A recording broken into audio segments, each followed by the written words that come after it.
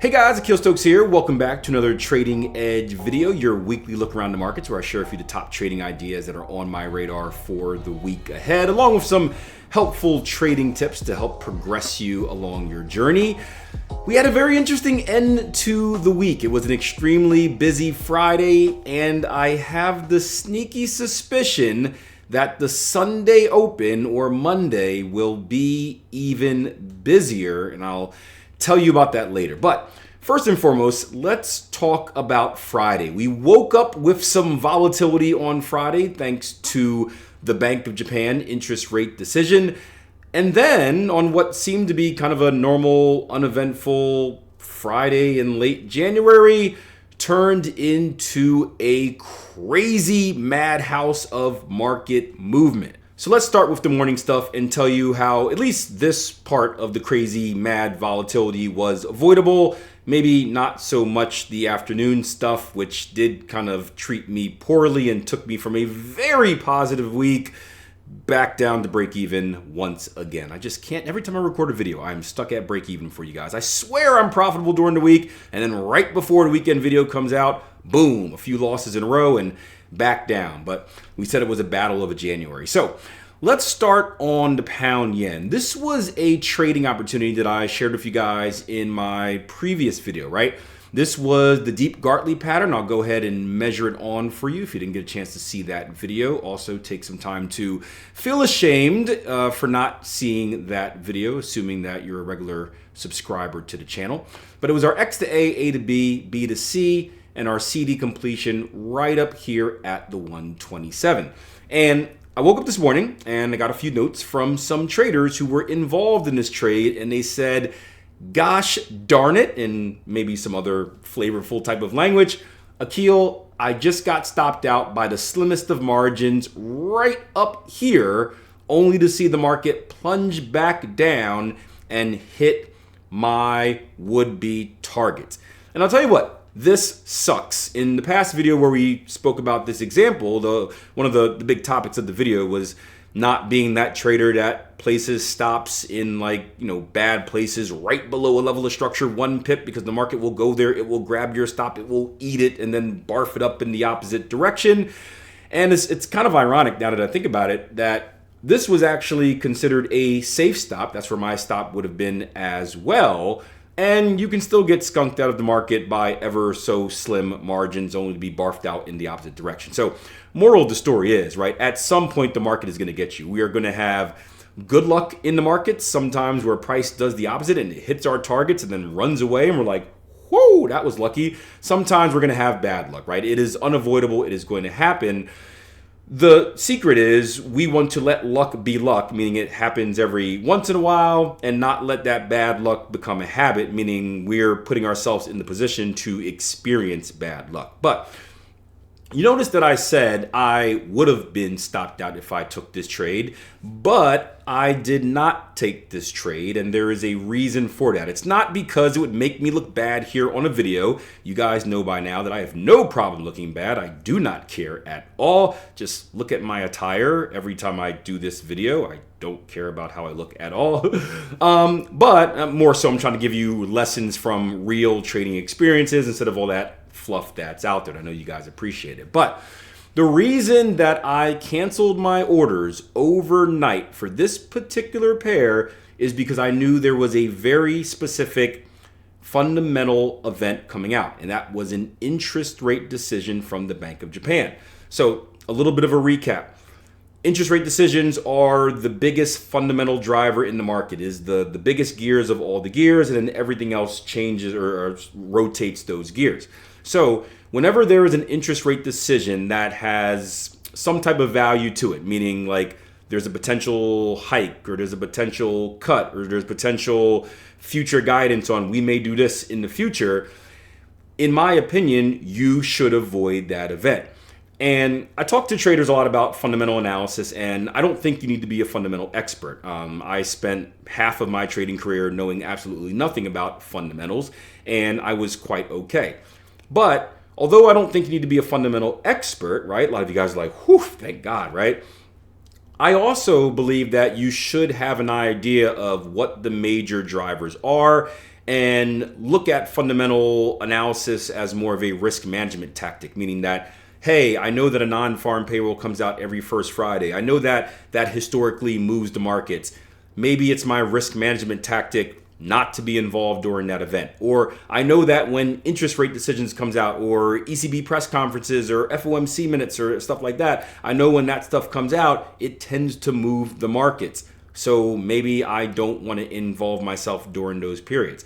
And the combination of the Bank of Japan interest rate decision, the combination of that already being in a low liquidity time of the market, it is a very bad idea, especially if you're like me, who is fast asleep when this stuff comes out, to have open positions on the board, because this type of stuff could happen. So it just shows you that sometimes the best tactic in managing your risk is just avoiding the market. So that's what kept me out of this. Now, as you can see after this, we saw some movement as well throughout the rest of the day, and we're going to see that on all of our other pairs as well. And I think we're going to kick off with the euro dollar. Let's do that. And boom, you can see big explosion here. And I just want to talk a little bit about why this was, or at least put in some theories for why this was. Because again, there was no news announcement that came out for the dollar that would have caused this move. So the market was thinking something, and thanks to a little bit of research on the internet, I think I was able to find out exactly what that was. So the first thing was this. Apparently, allegedly, whatever you want to call it, the Bank of Japan made its rounds contacting other banks and doing a rate check. Now, this probably seems like nothing, but historically, this is something that is typically done before an intervention. Yes, that dirty word we've been speaking about with the Bank of Japan for the last month or so.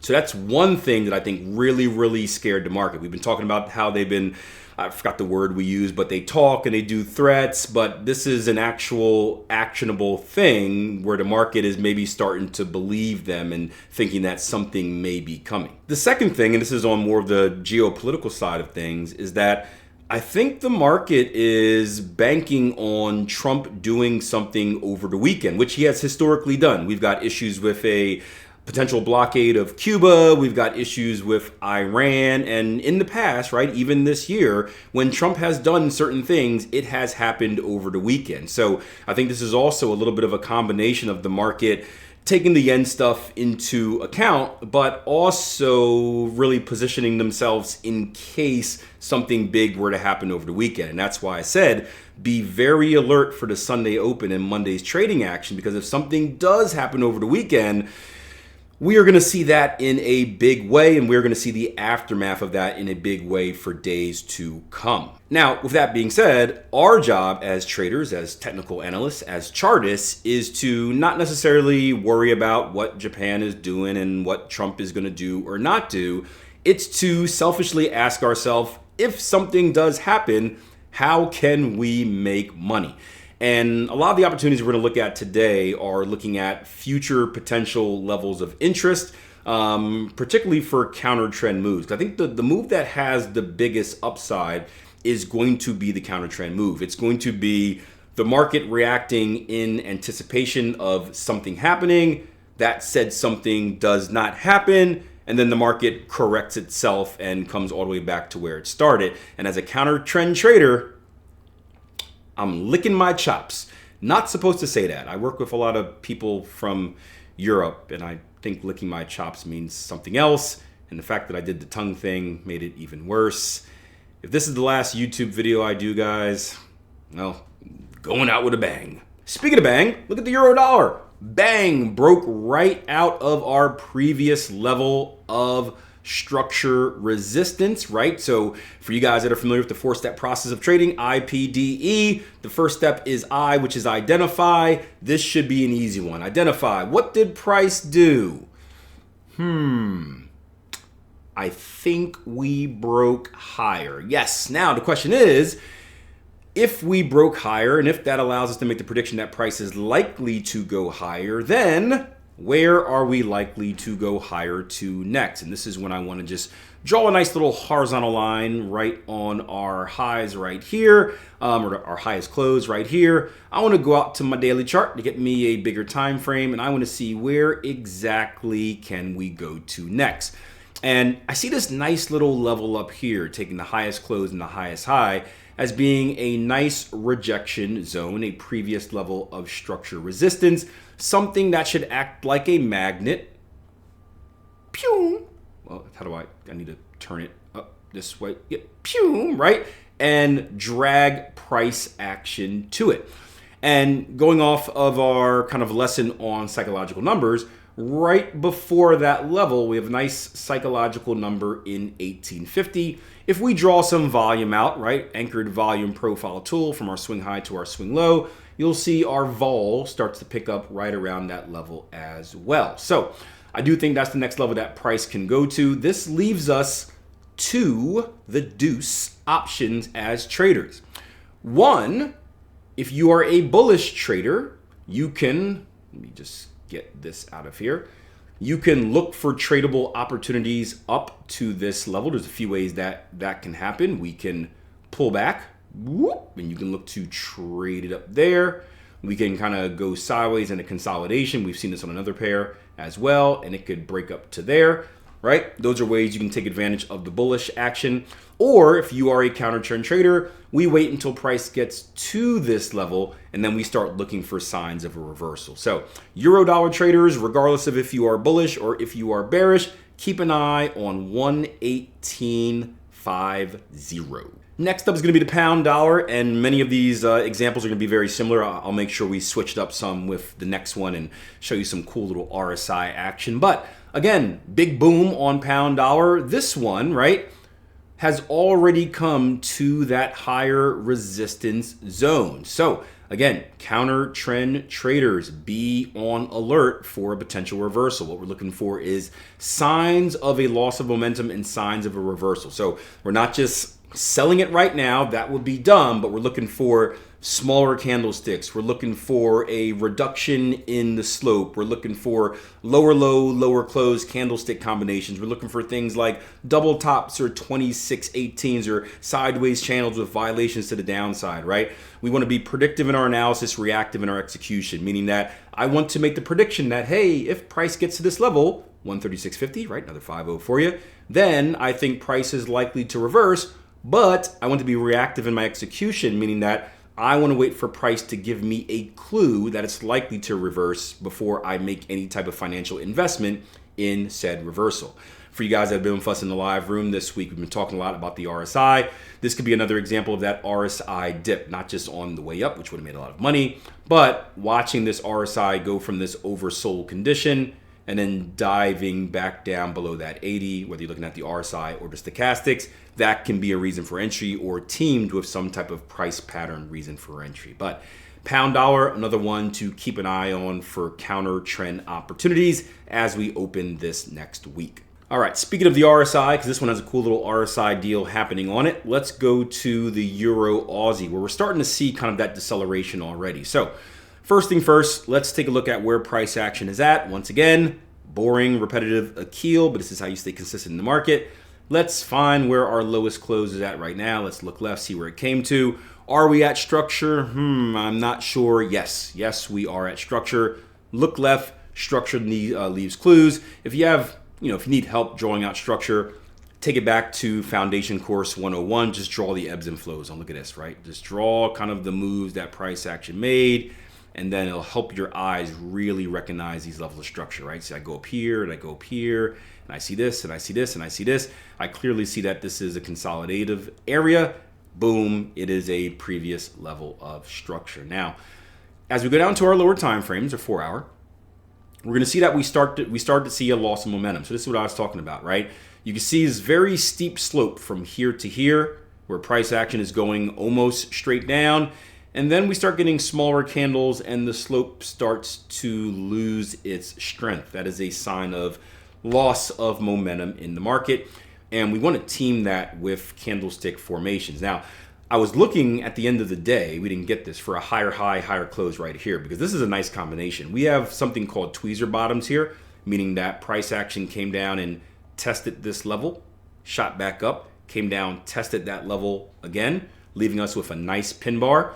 A higher high, higher close would have been a good combination with that pin bar to look for buys, but we didn't get it. But if you're into using indicators, here's something interesting you can, again, use on the RSI or team with price action. We talk a lot about rotations with price, and we can use the RSI the same way. Again, this is stuff that's taught a little bit in that book I told you to never ever read. Some of you inquired about it after last week's video. I told you not to. Why would you?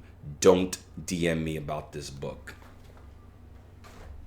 I'm serious, guys. You don't read it. It's horrible for you. But we know that if we get a move like this with price action, we consider this a rotation. If price comes down, we retrace, we come down again, and then we break and close above that previous high. That is called a rotation. What we would look for is a pullback once again, and then an opportunity to buy it up. We can look at something very similar here with the RSI, where price action, or RSI action, I guess. I'm gonna keep saying price action because I'm a creature of habit, but RSI we're looking at. If we just kind of eliminate this or make this chart real small, we have this move from a swing high to swing low, and we create a new structure low right down here, right? We then retrace off of that, boom, and we create an outside return right here. We then kind of push down with a new structure low right there, lower low, lower close of the RSI right here. If we were to violate this level, this would be similar to that violation we saw with price action. So look for the RSI to take out that previous high. At the same time, it would break and close above the 20 line, which is that initial oversold category. And that could be a good, again, either something you may use for a reason for entry or something you want to combine with a candlestick formation on a chart. Me personally, because I am price action based, I always I need a candlestick reason on the chart. I just can't look at this and trade it. But, you know, as we spoke about in the previous podcast, that's just my personal style. As a trader, it's up to you to figure out your personal style. And this is something that you may want to look into if you feel like it's going to give you a quicker answer or maybe a less subjective answer when it comes to trade entries. But keep an eye on that. We've got the price action bias already, where we're coming in the structure and we're looking for a loss of momentum and some type of rotation back up. We've got something similar happening on the RSI. Keep an eye on Euro Aussie on the open. All right, back up to the pairs I trade. Let's go to Euro Yen here. Had a really nice win during the week on Euro Yen, but again, 2 losses on Friday due to this madness. Took all of that away from me, which kind of sucks, but hey, if we look at it from a glass half full perspective, if I didn't make a lot of money on that trade, I would be in the negative because I wouldn't have anything to make up for those other trades. So at least 1 win could make up for 2 losses. I'm grateful for that. But again, I would have loved to end the week in the profit. But it is what it is. It's a battle, and you'll see me drag myself out of it. But Euro Yen is diving down. We're diving down into not our main level of structure, which is going to be down here, but a little intermediate level of structure right here. We call this like a pregnant pause, where the market kind of takes like a break and then runs up. I don't actually know what a pregnant pause is. I've never been pregnant, if you can't tell, but it's maybe, I don't know. I don't want to go there. I've had 2 kids and I don't notice any pauses. I just notice an extreme amount of pain and rage, and something I would never want to do. But we've come down to this pregnant pause level, and you see we ended the week with a nice little bit of a rejection, a long tail to the downside there. If we go down to the 1 hour chart, we have something very similar to what's happening on that Euro Aussie, where price action has come down. We started with very strong candles, right? A strong bearish candle right there, an even stronger high momentum bearish candle right there. And then we started putting in weak candles right here at the bottom. An inside bar right here. An inside bar is a bar that completes completely within the previous bar. That's pretty much a sign of consolidation.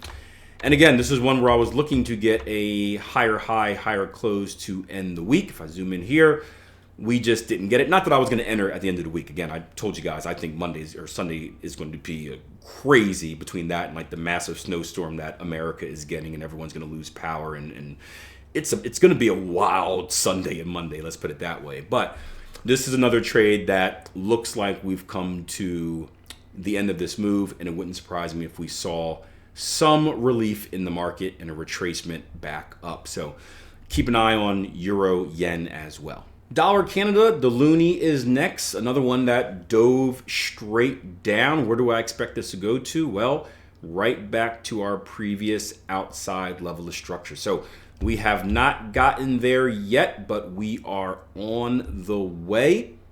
Same as I mentioned with the other pairs, hopefully we can dive down a little bit more in this level. And I think this would be an excellent place to look for those counter trend trading opportunities. Aussie dollar is next. Aussie dollar and Aussie Canada both had some big breakouts. Real quick about the Aussie, if you're wondering why all the Aussie strength, they had a really good jobs number come out earlier this week. The market has taken that and said, hey, maybe that means in February we're going to hike them rates, and you can see the market reacting to that. You add that with the combination of, again, the U.S. scaredness because of all the stuff that's happening and massive explosions on these pairs. This was a pair I was really looking for a continuation opportunity to.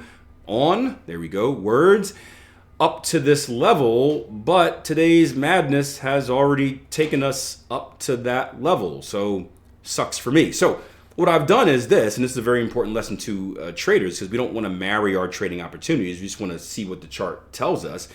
Although I was thinking bullish, bullish, bullish, bullish, bullish, and I didn't get a bullish opportunity, it's important that we understand where that bullish bias ends, and when we get to that bias, we think in the opposite direction. So again, just like the other pairs we looked at, I am looking at an area where we can get a potential reversal, a little bit of relief in this zone, but, and I don't know why I looked over there, but you guys are here, I'm also in the back of my mind saying, okay, well, if we can violate this level, because if we are going to see increased chances of that Australian rate hike, and if the US news is going to get worse and worse and worse, where could we go to next? So again, let's take let's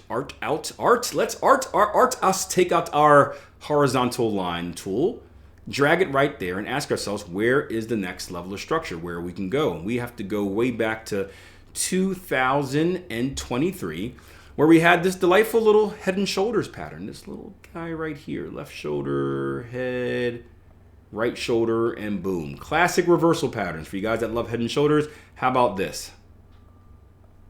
Left shoulder, head, right shoulder, boom, right? There's lots of them here on Aussie dollar. It's been good money, but good example of that.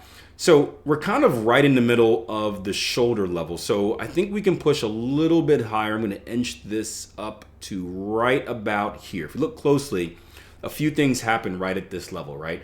One, it's right below the 70-cent even handle, right? Psychological number, right? We can even make a little zone here.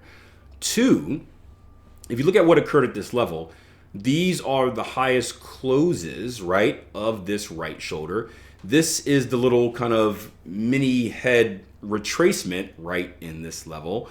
This is also the highest closes of the left shoulder level. So these are the small clues that I don't expect you noobs to know. No, these are the small clues, seriously, that as someone who has looked at price charts for the better part of the last 20 years on 6 days a week, essentially, that you just start to notice. When we talk about playing in the trading sandbox or journaling and taking notes on your trades, right? These are the small things that you take notes on, like, hey, did price reverse at the wick versus the close? And when you do that for a repeated period of time, you start to pick up on these little tendencies. And this is what experience that will give you. Now, for you guys that are lucky enough to, I shouldn't say lucky enough, for you guys that have chosen to learn with us over at Tier 1 Trading, this is what reduces your learning curve. Yes, you still have to learn different lessons on your own. We're not holding your hand and dancing and prancing with you through the entire journey, but instead of taking maybe months and years to make these observations and learn these lessons and